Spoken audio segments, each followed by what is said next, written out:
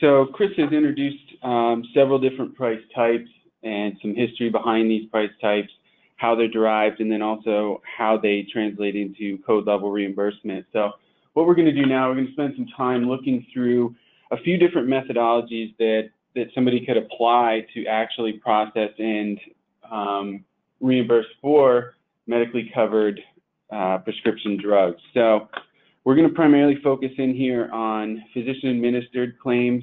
We talked about the hospital outpatient, and a lot of that follows the APC scheme. So we will carry through some of that pricing, but we're generally focusing here on the physician office claims. And we're going to walk through a series of methodologies. The first methodology is probably considered the most basic. We're looking at a code level reimbursement. So code level we're referring to as the HCPC or CPT code level. And really this is going to be driven by the HCPC unit submitted. So there's a few different ways to look at this. As we explained, there's an AWP-based code level reimbursement.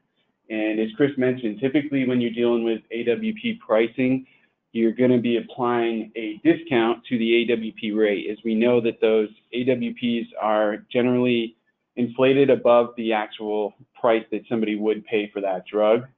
Typical discounts that we see applied range anywhere from 5 to 15% off of the AWP rate. The WAC-based code level is, again, generated off of that wholesale acquisition cost price.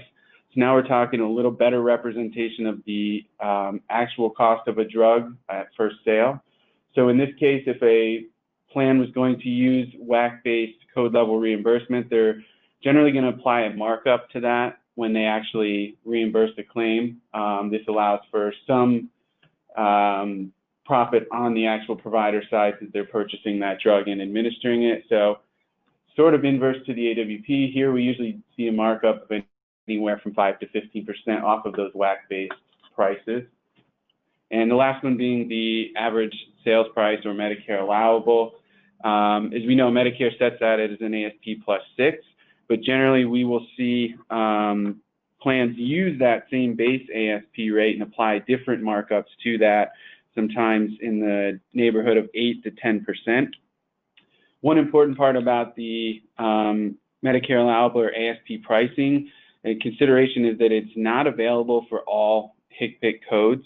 So if you're going down the path of using an ASP-based reimbursement model, you have to keep in mind that you're going to need an alternate strategy for those codes for which there's no CMS published ASP.